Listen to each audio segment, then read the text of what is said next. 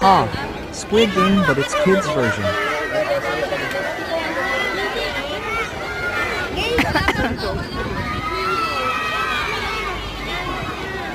Yung paa ko yan, no? Pagka straight.